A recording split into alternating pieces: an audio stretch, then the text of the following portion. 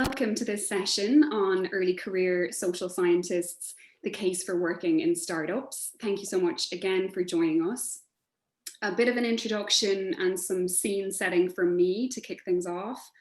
My name is Rachel Carey. I'm a behavioural scientist by background, so specific background is in health psychology research, and I now lead research and development with an organisation called Zinc, which I'll say a bit more about in a couple of moments.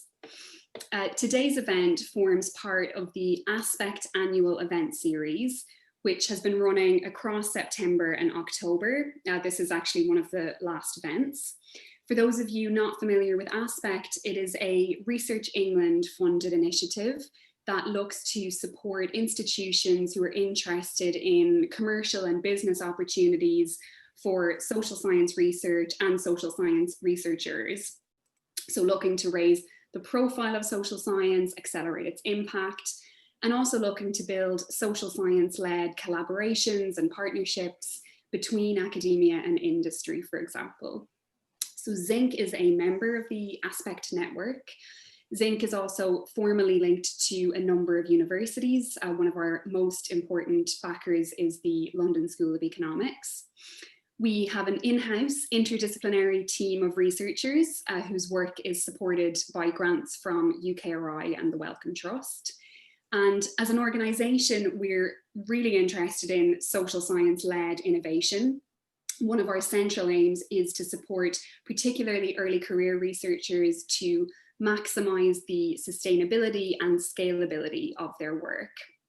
As some of you will know, Zinc runs a venture builder program for entrepreneurs who want to create startups that tackle important societal problems. We also recently launched a pioneers program for people who want to accelerate their personal impact on important problems through or alongside their existing roles. So, for example, through intrapreneurship. And we're delighted to announce that the second round of applications for the Healthy Aging Catalyst Awards have now launched. Zinc will be running a programme of support that will be offered alongside a £50,000 grant from UKRI to UK-based researchers. And the aim of these grants is to support researchers to develop and scale innovative ideas into workable products and services.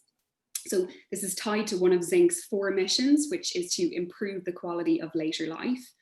And we're particularly interested in welcoming applications from early career researchers and those from the arts, humanities and social sciences, so possibly relevant to a number of you on this call.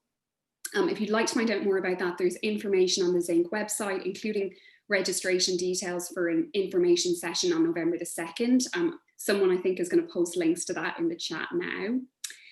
And we'd also love you to join us at a couple of other upcoming research events we've got planned. And again, we'll share details in the chat. They're also on our website under the events page. So coming on to the focus for today's event, this afternoon is all about increasing the visibility of social scientists who work outside of university settings.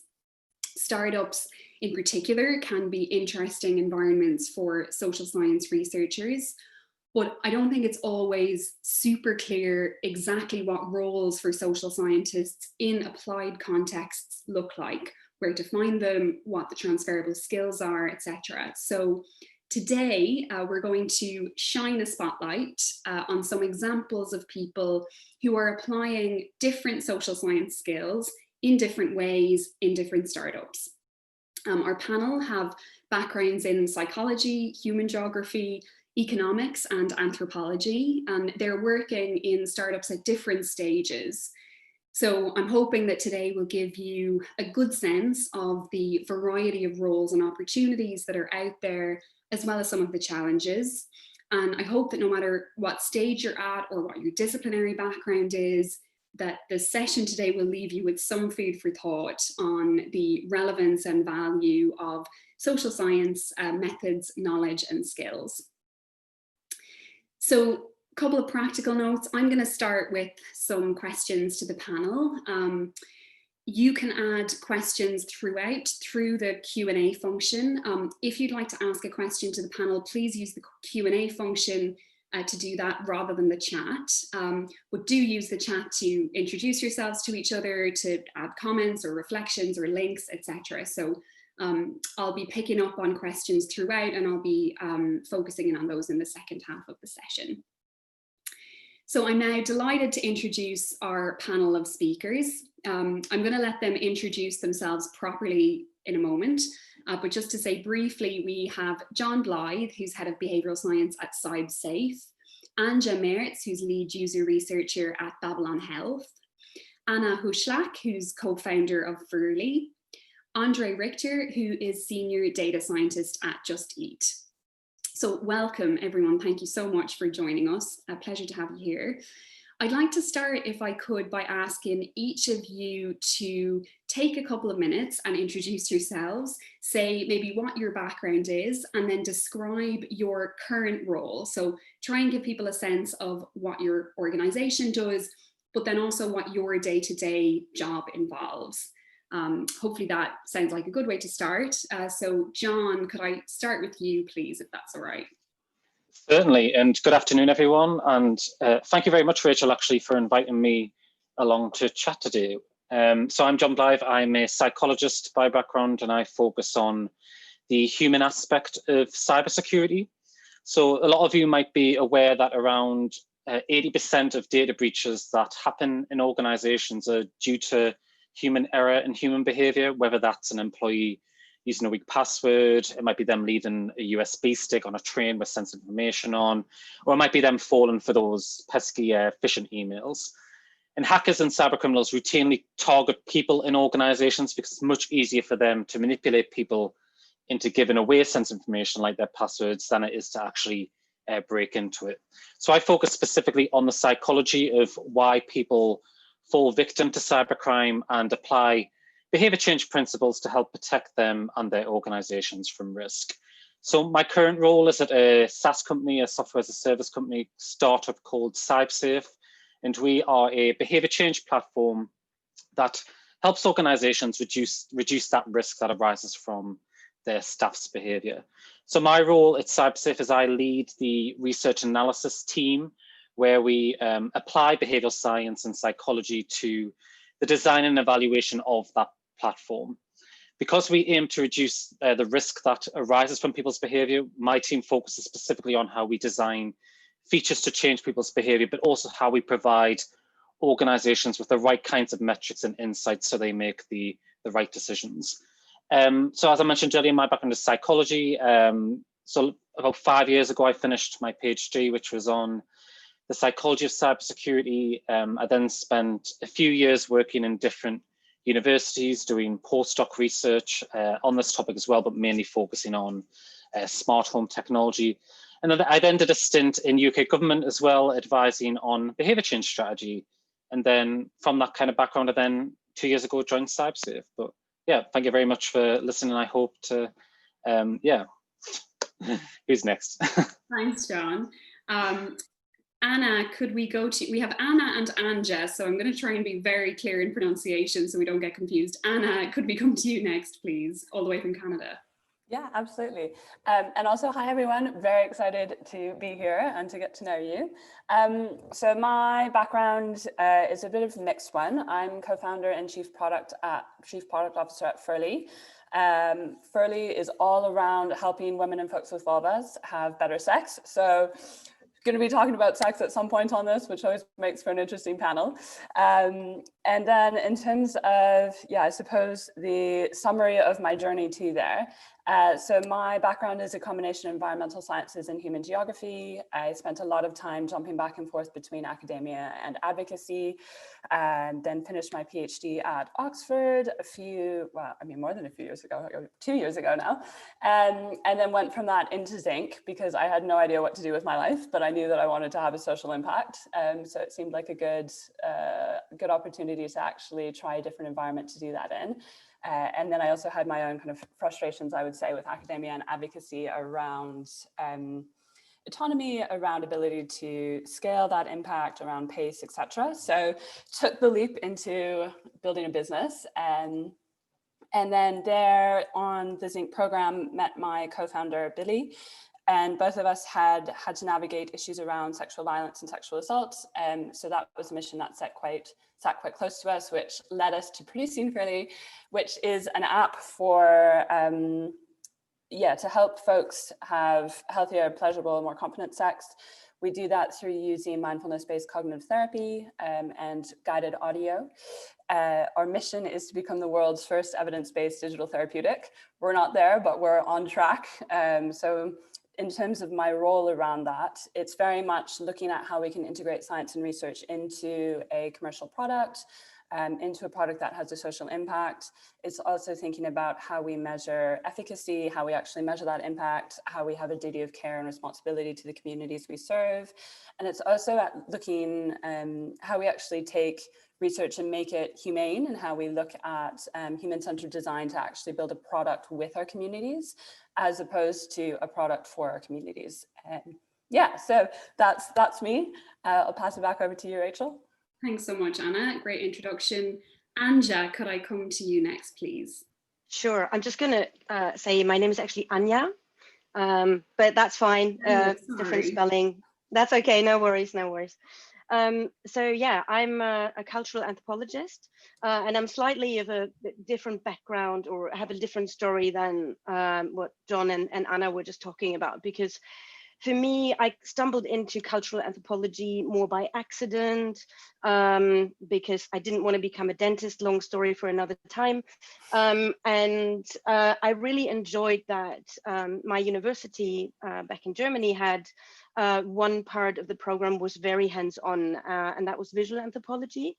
So very early on, I did things that were not just about writing papers and presenting, but it was about taking pictures, doing documentaries, and using those methods for research, and have like an output that was maybe a bit more tangible for a broader audience of people.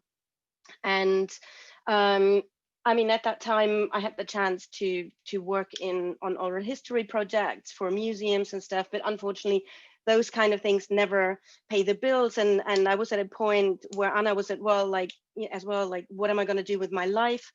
And I actually thought about the skills that I had, and the skills that I really liked using.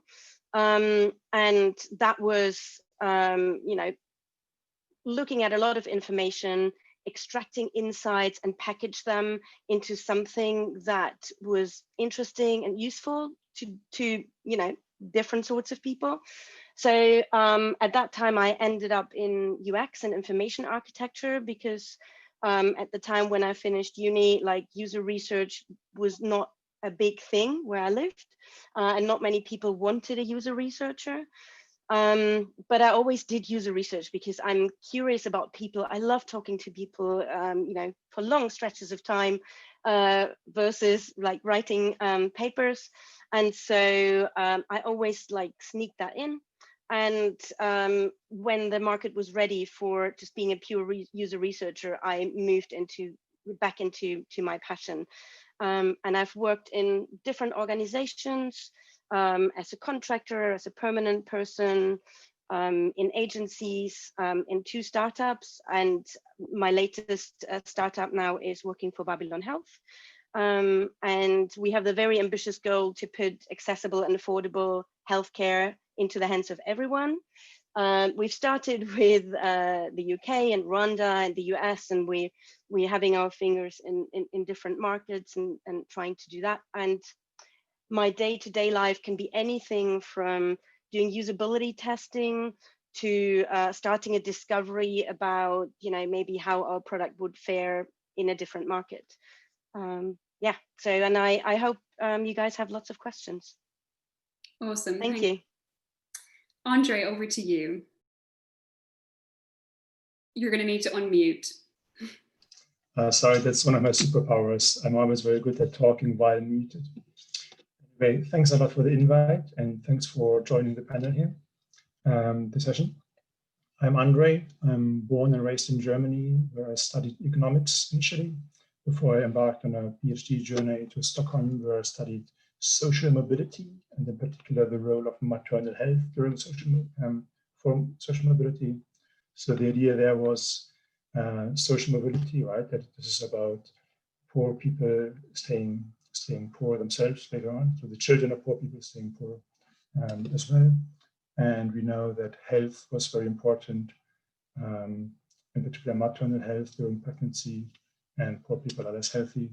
So most of my research was around this kind of topic there.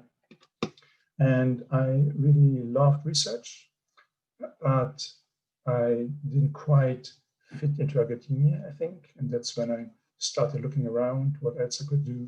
And then I started doing, then I got inspired to do data science, which is how I ended up outside of academia in the end. Initially at EasyJet, where I worked in a very intrapreneurial team within the company, where we acted like a small team, like a small startup within the bigger company. And over time, I got more and more interested in experimental setups and experiments. And then I ended up at Just Eat, which is a food delivery app, where I currently work as a data science manager, and I'm helping our various colleagues across the company to help improve the user experience and the product, essentially. So that's a bit of my background. So looking forward to your questions that you may have. Thank you. Anna, I was going to ask you to share a little bit more about what it is a chief product officer does. So for people that maybe don't know the ins and outs of startups, what are the roles and responsibilities of someone who leads on product, and what are the skill sets or methodologies from your background that you've been able to bring into that role? Yeah, definitely. I think it's also interesting because I've gone back and forth between, am I a chief scientist, am I a chief product officer, am I a chief scientist? How do I define my role? And I think one of the really amazing things about being, especially in an early stage startup, is it's really up to you.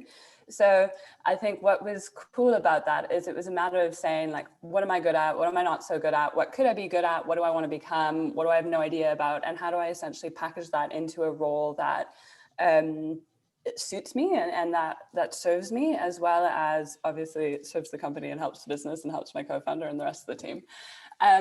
So it's I'd say in the day-to-day, whilst it's around products, especially when you're building something for consumers and depending on the approach you're taking, for us, that product is fundamentally grounded and rooted in science. So I think it's really cool because it's allowing me to kind of integrate some of the skills I would have had from, over a decade of research, and actually, for lack of the kind of buzzword, but transfer that into a different setting. I think the big thing that I found when I moved into it was definitely struggled with imposter syndrome. So there was a matter of saying, I had tried to start a business during my PhD and it failed. Not an easy thing to juggle doing a PhD and starting a company. And so then I thought there was also this matter of, I moved into a totally different domain. So my background is not in sexual health, it's not in psychology, it's not in medicine, yet here I was kind of looking at research in those fields. And in terms of what I thought was an amazing opportunity with that was to kind of get over that head tape that I kept telling myself of, like, I've never done this before, I'm not an expert, I don't know how to do it. And to actually realize that those skills of, knowing how to do research, knowing how to ask questions, knowing how to set hypotheses, knowing how to think of different methodologies, whether it's qualitative, whether it's quantitative, is actually the same thing that you do when building a company. So I thought that was this hugely kind of empowering insight of actually all the stuff that I hear about of, run experiments and validate assumptions and test data is literally what most of us have been doing from undergrad to postdoc to wherever we are in that journey. So yeah, it was a pretty kind of like pivotal moment, I would say, in realizing that. And in terms of what that actually looks like in a practical sense, it's everything from so how we would describe it is the entire kind of product process. So it's everything from coming up with ideas and sitting down and brainstorming and, putting Post-its on a wall and thinking of really interesting questions, which I think as academics, it's basically in our DNA to do. And then it's a matter of identifying the gaps in those and figuring out, okay, cool, how do we problem solve this? What are our hypotheses? What are our assumptions? And then going out and just either, often in our case, because we take a more human-centered approach, it's running workshops with folks, it's doing interviews with them, we do have the app live. So in that sense, it's looking through the behavioral data and it's looking for trends and flows and patterns. And then it's really a matter of saying, how do we improve that and how do we tweak that? What is our analysis of that data and what do we do in response to it? So it's interesting because I think to kind of, I guess, summarize that or wrap that up, despite going into it having definitely like confidence issues or imposter syndrome issues or a sense of, which I think comes often from academia, this kind of hierarchy of expertise. So in my mind, it was like, oh, I haven't published on this. I haven't done conferences on this. I haven't studied this. So do I have the right to actually speak on these things? And I think what was really powerful is owning the fact that we are all researchers and we know how to do research, and that can be transferred across industries, across disciplines, across domains. And it's actually a very complementary, if not almost quite similar skill set. And I think that was actually quite powerful in taking the step into that journey. Thank you.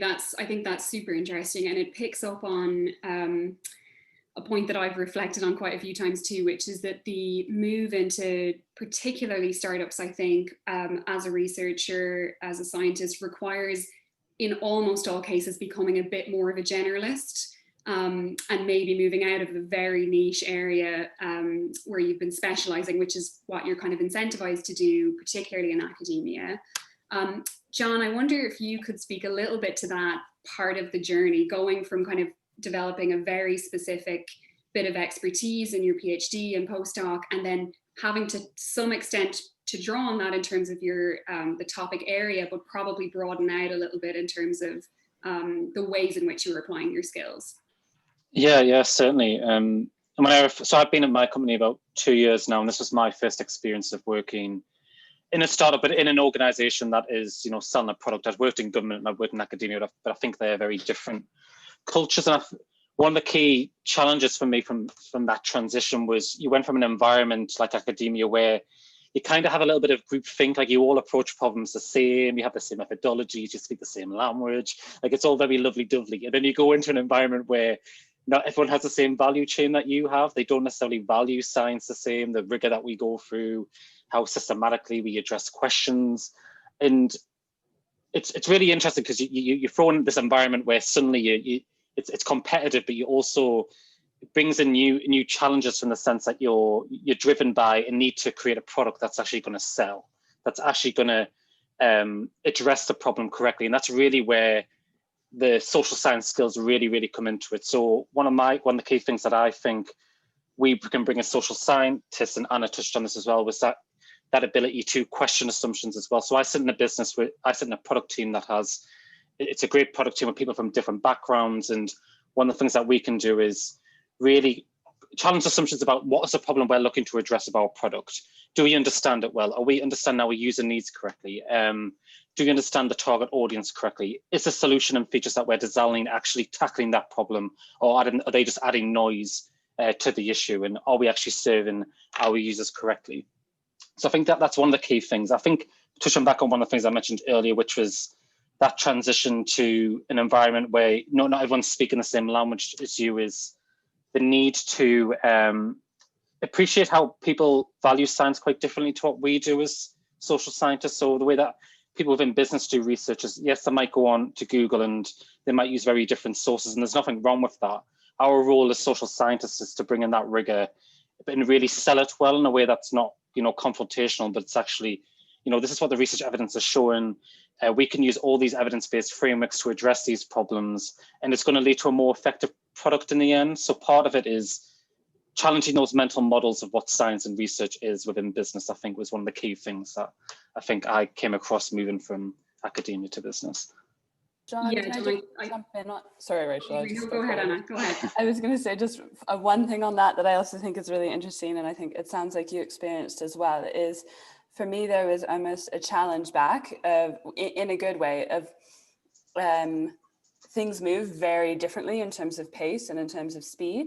And I think with academia, one of the things is there's this rigor, but at the same time, sometimes that rigor makes it very difficult to actually be nimble or to move quickly or to change. And I think that's where, and I think, John, you kind of, I think, falls into that point around like thinking about science differently, is I thought it was a really interesting experience for me to actually almost learn how to do science to the same level of quality, but with a much different time scale, or letting go of the kind of perfectionism that often comes, or the kind of like unending loop of when is this actually finished that can come with science. So I thought it was just an interesting thing to add on to that. For sure. And I think the point about having to some extent to become a sort of salesperson for science within your organization is a really interesting one. Anya, you spoke a little bit about cultural anthropology and visual anthropology and oral history. And I think in some ways the skills that are represented within those areas are extremely transferable to user research and testing and so on, but the language is probably different. And I wonder how much you've had to adapt your language or the way you describe that skill set in the context of the startups you've worked in. Yeah, I mean, I guess it chimes in with what John and Anna have said. Like, I really had to adapt. And there's things like you have to do just enough research in some cases, and that might not be satisfying for you personally.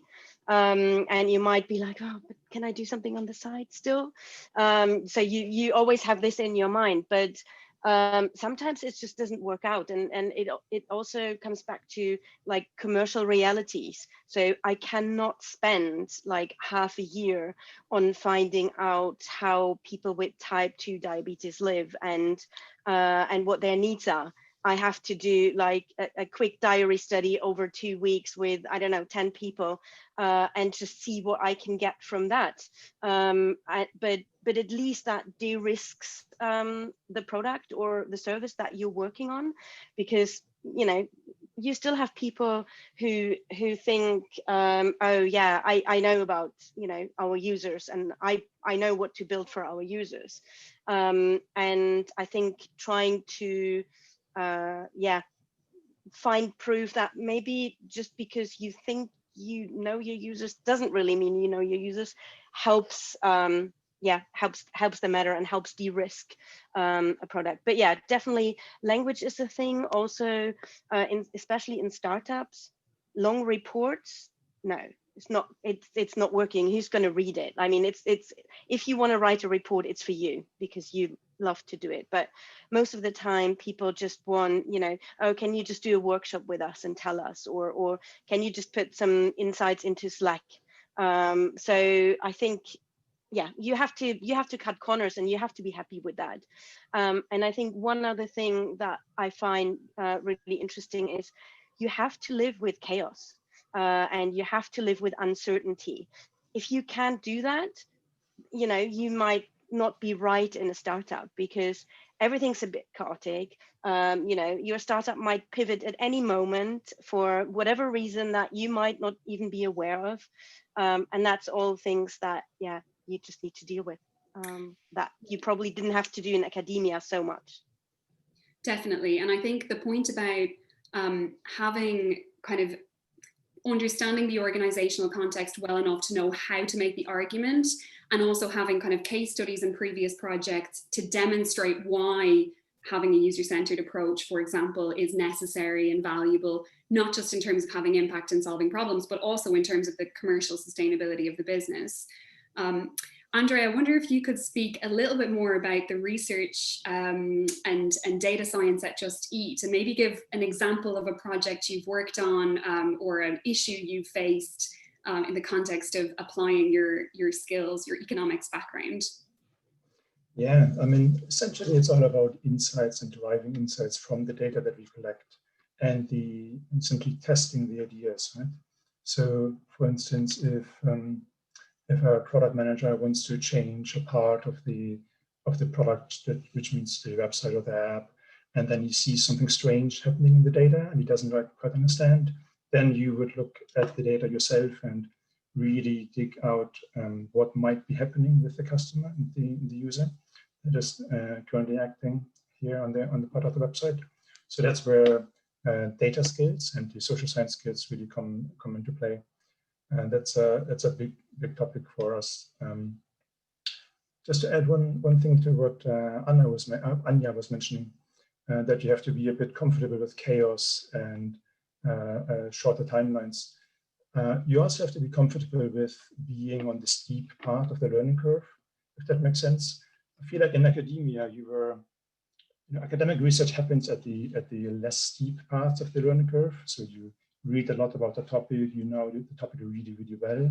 And in the commercial setting, you don't really have time to get there. So you have time to read up a little bit on your new topic that you have to work on. So you're on the steep part, you're very, not quite certain yet, but you still have to deliver a solution to a problem. And that is sometimes, it feels sometimes uncomfortable, but it's also very interesting from a personal perspective. Yeah. Did it make sense? Yeah.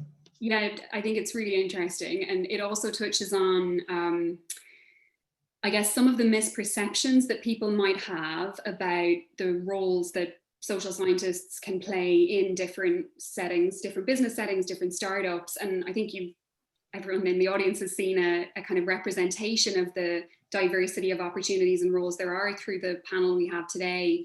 And a few of you have touched on this here and there, but I wonder if any of you want to share what you think might be a kind of misperception a researcher might have about moving into a startup, or maybe even moving into a business more generally. What do you think are some of the barriers perhaps or challenges around that are unfounded? Or on the other hand, what do you think people might think is easier than it actually is in practice? Anyone want to jump in? I can kick off. Oh no, Annie, you go. I saw you on mute. You go ahead and I'll go after. You want me to talk? Yeah.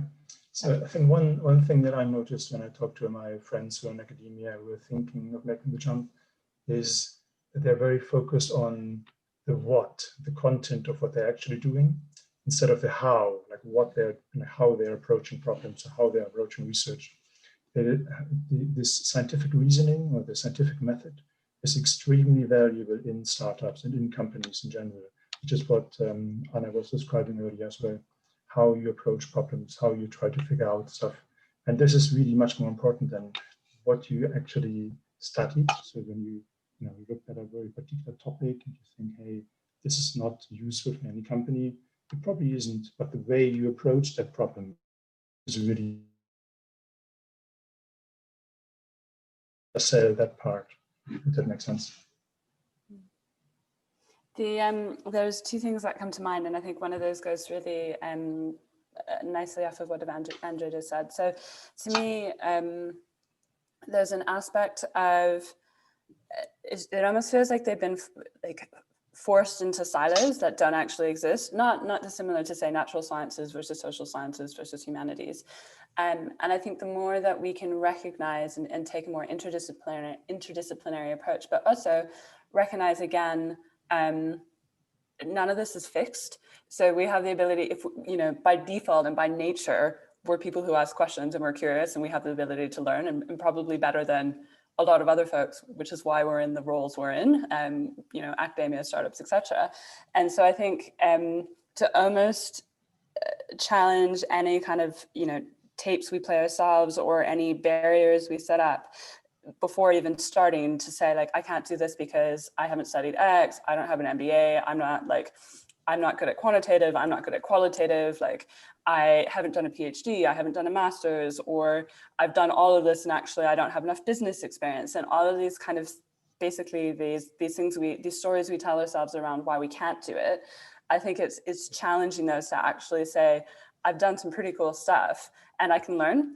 And there's no reason that there needs to be this really big barrier between these two worlds, because actually, it is one world, and the things that exist within them are actually very complementary. The other thing I was going to say, which now I almost forgot, but okay, I'll remember this point too, and I'll come back to it. But Annie, I'll go over to you, and then I'll come back. Yeah, I was going to say I can add one thing that is a challenge, but it's not a challenge that you cannot overcome. So depending on the startup you go into, so in my case, in the first startup I worked, I was the only user researcher, and that meant you don't have your peers around you, and you're like, oh, you don't know whether, is this the right approach? Should I just do some guerrilla testing in a coffee shop or not? Or what do I need to look out for? And oh yeah, maybe I need to do a bit of wireframing, UX and stuff. And you just need to, look for your network somewhere else. So often, I'm now organizing a meetup, but I also went to loads of meetups all the time, like, you know, obviously mostly UX and research related, but then also to others, just to talk to people and learn. And I think that's really, really super useful. And now I'm actually in a startup where the research function is very established, and I have, you know, maybe not an anthropologist working with me, but I have a behavioral scientist, I have a psychologist, I have somebody with a background in HCI. And that obviously is ideal because I can just, you know, jump on Slack and be like, hey, you know, what do you think about this? And if you're the only one, then that's a bit tricky, but there's ways around it, I think. John, did you want to come in? Yeah, just one of the barriers that I see through chatting with some of my friends in academia is that they often get a bit hung up on job titles when they're looking for jobs in startups. And my biggest advice here is to, and Anna touched on this earlier as well, is this idea of looking to job craft a role that suits your needs and your skills. And startups are a really good environment for that because they're so flexible and moldable to the needs of the business. Whereas if you went to a large organization, you're probably going to be siloed to an extent. Whereas like in a startup, you can go in under a different job role that might not be what you entirely want to do, but if you can demonstrate value through research and what research can bring to the business, you can certainly start to mold it into what you want your career and your role to be. So I'm on maybe the third iteration of my job title. Like the job I originally got hired for was something totally different to what I actually do now, because I was given a level, and it just depends on the organization to an extent, but you know, if you can go in and show the value of what research can bring, and the value is huge in terms of, you know, customer retention all the way through to, you know, commercial advantage, then, you know, do you look for those opportunities to job craft, and don't get too hung up on the job titles as well, because it's all about, you know, find a job that you enjoy really, rather than whether it's the right title. It's a great example of one of the benefits that I think startups have over other organizations in this context, is there is that ability to shape the direction of the role and even of the organization itself. And Anya, I'm really glad that you mentioned the particular challenges sometimes around being the only researcher in a startup, which often you will be if you're joining at an early stage. Anna, you'll be painfully aware. Definitely aware of that one. And I think it's worth pausing on, because obviously at different stages of a startup and different types of startups, there will be more or fewer researchers in the team, but it can be a pretty lonely place at the start, and you do have to build a new network and kind of start to define a new community who understand the challenges of being in a fast-paced, creative, innovative environment where, Anya, as you said, things can change pretty quickly. So I think that's super important, is beginning to kind of build a new community around you and a network of people you can go to bounce ideas off when you don't have that internally. Can I just also remember the one I was going to say, which is like slightly going back, but zooming out a little bit. I know, and we obviously are all in businesses, so we all speak about the commercial side of things. But I think one of the things that was a really big barrier for me mentally, particularly coming from, most of my academic research was around like dealing with marginalized and vulnerable communities, and it was always very much focused on kind of empowerment of those communities. And then I would say also in the advocacy work I did, it was very similar. And so I think I had this like idea in my head that business was bad. So I had this idea of like, as a researcher, as an academic, as an advocate, you know, somebody who practices advocacy, like I can't go into that because it's unethical and it's exploitative and they just want to take advantage of people. And there's this whole stream of things around like, you know, if you're strong ethics, you can't go into business. And so I think it was really interesting. You know, you see the rise of things like social enterprises, but also I think it's really important to recognize that there's really phenomenal businesses that are doing really powerful, good advocacy-based social impact type work. And so there's, I think, and I might be alone in this, but again, reframing this idea of like, I'm not selling my soul to the other side. Like it's because it's for profit, it doesn't mean that it's like at the expense of the people or the communities or the environment or whatever that's using it. And I think that's just a really important differentiator. And I think has been, once kind of getting over that barrier, has been a massive almost like awakening to all the people that are doing really phenomenal good work and are able to actually do that work because they're not restricted by funding, they're not restricted by reporting, they're not restricted by basically kind of hierarchies of decision making. And so I think, yeah, there's actually, in some ways, I found more ability to do that positive social work than I would have found if I'd stayed in nonprofits and if I'd stayed in academia. Yeah, thank you for raising that, Anna. I think sort of ties back to what I think can be a perception that business and industry is one thing. It's just sort of one homogenous world that is business. When of course there's hugely different types of businesses, stages, types, etc. I want to pick up on one of the audience questions just because it ties, I think, nicely into this discussion. Someone has said that we've spoken a bit about the barriers going from academia to a startup or being a researcher in a startup. And they're wondering how you find opportunities. So on the other side of the coin, is it about who you know? Is it about building a network? Is it about finding opportunities online, applying for jobs? We've touched a little bit on job titles and how not to get too bogged down in those. But I wonder if you might be able to share some reflections on how people that are interested in moving into this type of work might start to go about it. Anyone want to jump in first? I can give it a go. So my personal example, like my first job in this country, I got through a recruitment agent. But after that, a lot of the opportunities I had were through people that I met at events, conferences, all these kind of things, friends of friends. And I think for me, that definitely was opening a door. So it didn't obviously always mean that I always got the job just because I knew that person, but it opened a door for me and maybe gave me an advantage. But it also has to do with, I think, people who have seen you work or seen you interact in certain contexts, whether, I mean, I'm not a public speaker, but a lot of people that I've seen somewhere that I found interesting and I then wanted to talk to were, for example, public speakers. So that's definitely, another good idea. I don't know if you guys, you other guys also have conferences that are actually like particularly for applied anthropology. So there's a lot of anthropology conferences, but then there is conferences for applied anthropology.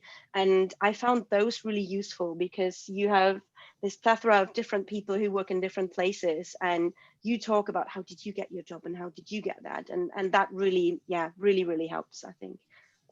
Thank you. I wonder, Andre, I have a perception that because data science is a recognized valuable skill set to a lot of businesses, that there is maybe the job title thing doesn't quite apply so much for data science or people with that background. That might be off the mark, but I wonder what advice you would give to people with that kind of background, maybe more of an economics or data science background in looking for new opportunities.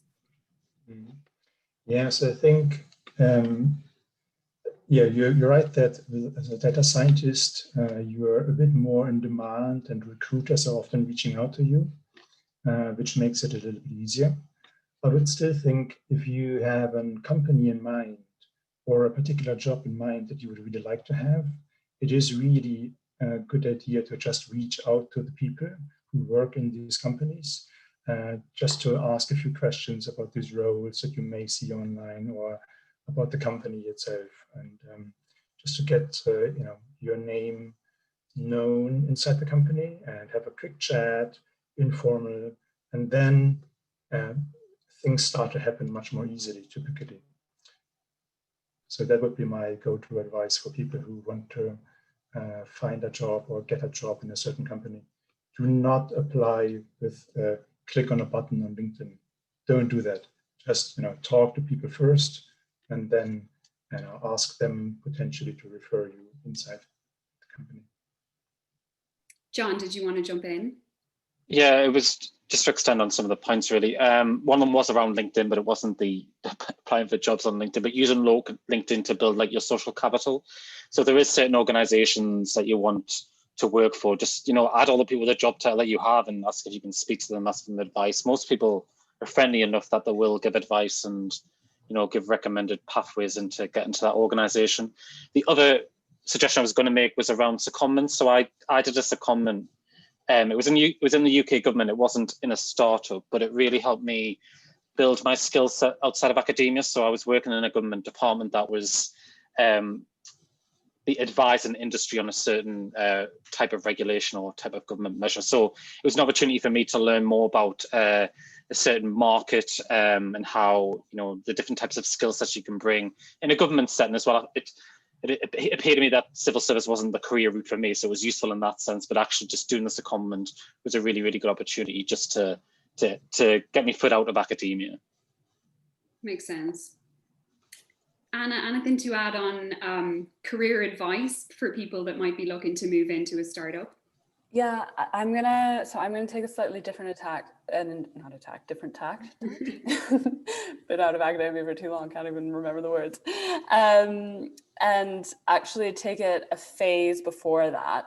So I think if you're at the phase where you know what role you want or what company, that's a slightly different trajectory that you would go on. I think for me, with my WTF am I doing with my life when I finished my PhD thing, I didn't actually know where to even start or who to start talking to or what things to start looking at in terms of places to go. So I suppose for me, it'd be thinking more, there's kind of three things that come to mind, and it's actually treating it like a research project. So if you're in universities or if you've got affiliations with those, like most of the universities have really phenomenal resources and programs in places around moving into industry, moving into business, moving into academia, or moving into startups. So I think actually going and drawing on some of those and just starting to practice thinking differently, because it is a slightly different way of thinking, and drawing on the resources that you have in-house. The second thing I would say, which is probably feels a little more rogue, but actually listening to podcasts. So I think, to Anya's point earlier around learning the language, once you start listening to certain kind of key opinion leaders or key thinkers in this space, you do develop a whole different vocabulary and a whole different language, which is essentially describing the same stuff you've already done, but with different words. So even I'm sure in this panel, there's certain things we'll be saying like pivot or assumptions. Assumptions equals hypothesis, more or less. Pivot equals you've had data coming in and you need to change what you're doing. So I think being able to get familiar with the language that people are using, some that come to mind, they're also kind of like productivity coaches, but Tim Ferriss is somebody who does a lot of really cool work with big thinkers and big kind of entrepreneurs. Ben Horowitz is another one that I would look for stuff around that, but starting to look through these people that think that way. And the third thing in terms of actual, again, kind of gathering information, but more practical things, is looking at, in my instance, it would be like startup specific platforms. So if you're in the UK, for example, the Dots is a really good one. If you're interested in product, there's things like Mind the Product, and there's a whole bunch of like networks and organizations and lists that post job opportunities that are essentially like Reddit for transitions. And so I would actually start to collect data, and then you'd be able to be in a position where you can say, cool, now I know which companies, now I know which skills, etc. So I think there's actually a phase before that. That's just about learning the language, exposing yourself to like different ways of thinking, and actually starting to get to know the landscape a little bit. Yeah, and I think so someone in the Q&A has asked us to say something about imposter syndrome.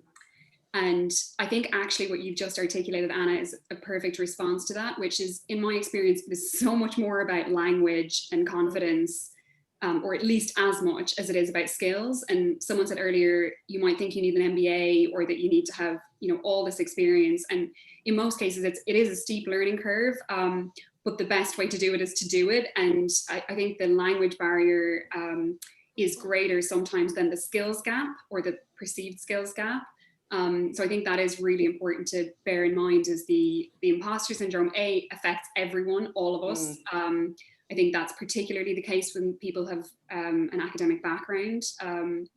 And then secondly, I think there are training courses you can do. There are online courses even you can go on, but I think have confidence that the skills you gain in social science training, as many people have said on this call, the methodologies are applicable across different contexts. You just need to learn a different way of describing them. I think on the imposter syndrome one, I mean, so I will fully put my hands up that I have mixed feelings about academia. So that's a disclosure in advance.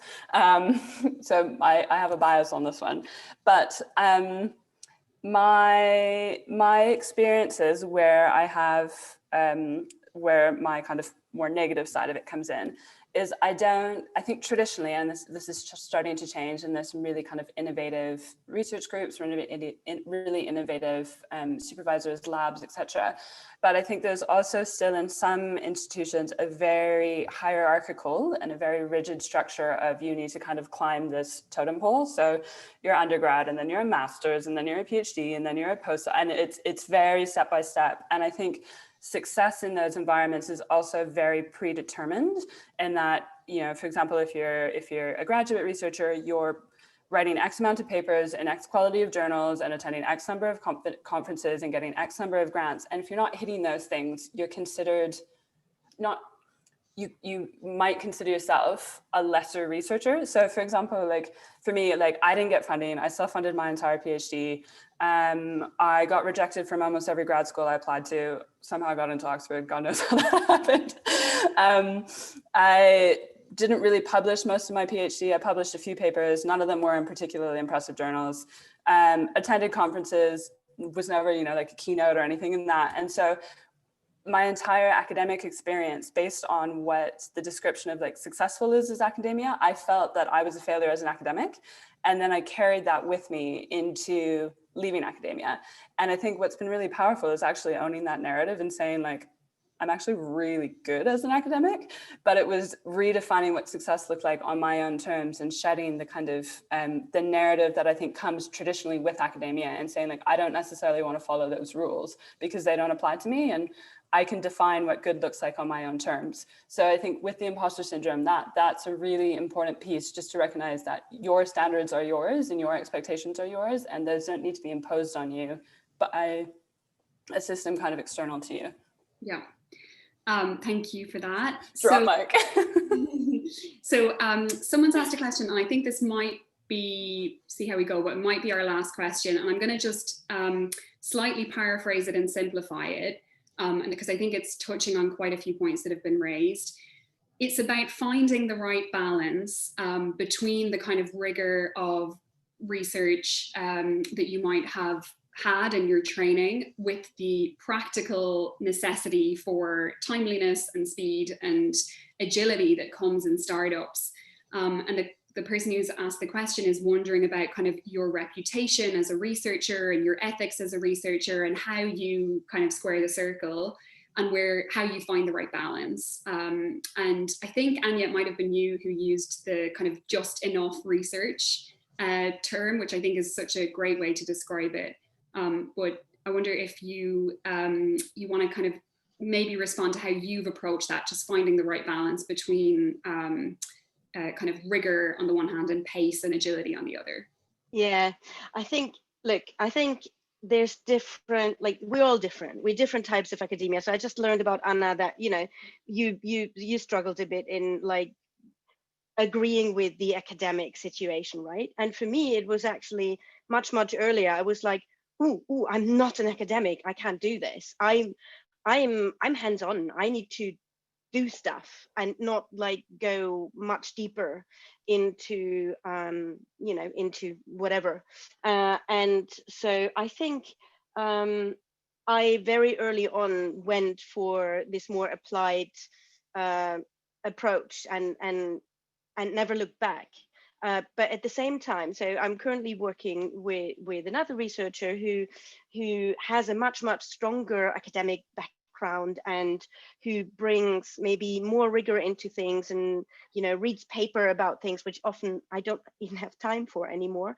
And I think that's great. Like, you know, I think we can all coexist. I don't think you have to do one thing or the other. Just see what type of person you are. If you more like me, hands-on, then go for that, and you will find companies who need that and who appreciate that. And if you more academically inclined, I'm pretty sure you'll find a role as well. So yeah, I don't think it's mutually exclusive. It's individual for what you think is right for you. Yeah. Okay, so what I want to finish on, if I could, before I wrap up, is I'm going to challenge you each to come back with one short piece of advice. So if you picture a range of different, probably people in the audience coming from different perspectives, different backgrounds, different stages of their career, knowing what you know now and having made the transition, what might be one thing you didn't know a few years ago that you'd like to share, or one piece of advice you'd like to give? It can be as existential or as practical as you'd like. I'm going to put Andre on the spot because your mic is unmuted. Okay. I think my advice would link back to the imposter syndrome. Realize everyone has it, and it's okay. It's also okay not to know everything, not to be the expert in whatever problem you're going to be asked to solve. People will accept that. They will know that you're trying to figure it out and you're trying your best, and that's enough. Thank you. That's a great piece of advice. John? Yeah, so for me, it would probably come down to CVs. So not how to write a good CV. I think as academics, we tend to have these lovely long CVs that are like 10 pages worth of publications. And people do send that. When I've hired, people have sent that kind of CV to me. And to be honest, people, they don't care about your publications. Like, just ditch all that, focus more on what value and skills you bring to the business. And one way that you can really do this that I found really effective was to use, do you remember the Vitae framework? For those of you who are either did a PhD or master's, it's essentially a framework of skills that you develop through your PhD or through your research, and it's down into 4 competency domains. And basically, I used that framework to, so whenever I looked at a job specification, was to map it onto that framework. And a lot of the time on the job specifications, it comes back to that point earlier about language, and a certain business might use a certain language around a certain research skill, but actually it's pretty much just the same research skill. We just call it something different in academia. So part of it is knowing how you can translate your academic CV into a more industry-facing CV. So, and there's lots of guidance and workshops you can attend on that on the internet. So that's probably my advice. Thanks, John. That's super practical. Anya, what would be your parting advice? Right, my parting advice is slightly twofold. The first one is the world outside of academia is exciting. It's really cool. It's so much fun to work in startups and try different things and try to find out, what kind of researcher you want to be. And the other thing is, I can also highly recommend find a mentor. And it doesn't necessarily mean you have to find somebody who you meet once a week for an hour or so. Find your informal mentors that, have a chat. So I'm definitely going to have a chat with Anna later, because I think it's quite interesting what she does. And I'm pretty sure I can learn something from that. And also I want to find out, from John, what he does, and from Andre, because, data science is really a good intersection to work with user research. So find a person that you can have a chat with, even if it's just for 10 minutes or half an hour. You will learn so much by people who already work in the business. Thank you. And Anna? Short and sweet, which is not always my specialty, but I'll do it for you, Rachel. So my advice would be, if you're even 2% thinking about it, or like even less than 2% thinking about it, explore it. Because I think once you start exploring it, it opens a whole new world of opportunity. And I think, the second part of that would be, again, drawing on my own experience of this, if you don't know what you want to do, that's totally 100% okay. Take time figuring out what you don't want to do and start with that, and kind of do those things side by side. Thank you. Very concise. Great. Thank you all so much. I want to say a huge thanks to Anya, John, Andre, and Anna for being with us today and for being so honest with your reflections and in sharing your experiences. Hugely grateful for your time. I want to say thanks to the team behind the Aspect annual event series, particularly Adam, who's been behind the scenes in the run-up and today making sure everything goes smoothly. And thank you so much to all of you for joining. What I really wanted to do today was emphasize the range of opportunities and the variety of roles that are out there for social science researchers that you might not necessarily think of when you pursue social science training. So hopefully today has given you a taste of that and you're leaving with some new reflections and insights about possible career paths or collaboration opportunities. As I said at the beginning, we have a number of other events coming up, so please do check those out on our website. We'd love for you to join us. The recording of this session will be available in the coming days, and we'll be sharing that online.